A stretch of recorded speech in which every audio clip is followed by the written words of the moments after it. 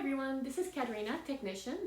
We'll be learning today how to administer insulin, injecting insulin into our cat here, Tom. So I'll be explaining to you a little bit the theory before beginning.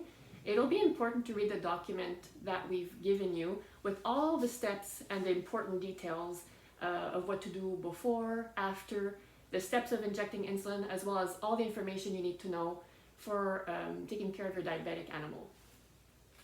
So we have here today ready, obviously, what we want before injecting insulin on our animal is having everything close by. And also we want maybe some treats to give after to our animal. So we have our insulin syringes that you purchase at the vet, as well as the insulin. Now, depending on the type of insulin, you'll be prescribed specific syringes that go with that. So it's just important to be using the syringes that go with the type of insulin. So that's what we have today, a very frequently used type of insulin syringe.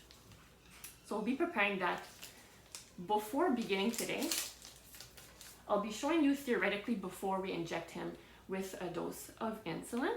So we have our syringe here ready, and what we want to do and really learn in the beginning is how to hold the skin and form a little tent, which will help us to inject in a subcutaneous way and not inject in any other way. So we want to press onto the skin and really make a nice little tent here. And it's in the middle of this little tent that we see here that we want to inject in the middle of. So we would be bringing our syringe parallel to the body and injecting at not more than a 45-degree angle into the middle of this little tent, and that would be it. So now we're ready to inject insulin on our cat. We have a little swab of alcohol and our vial of insulin. So we just want to always disinfect our vial first. It's been taken out of the fridge and manipulated in the way that is instructed in your document. And our needles are very small, so we want to just be very careful and mindful about how we take our insulin.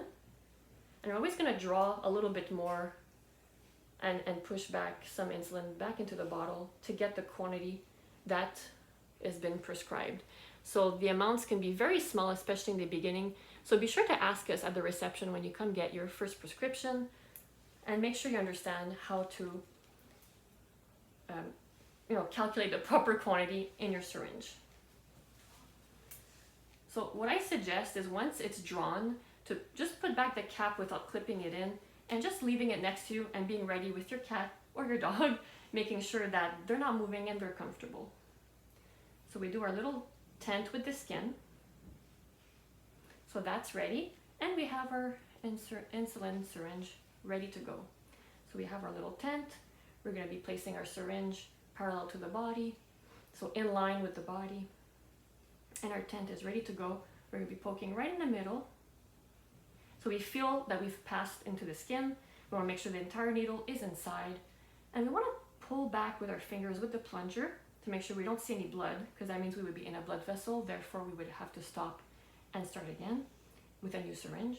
We see that there's nothing, so we just inject entirely and pull out. And that's how we do it.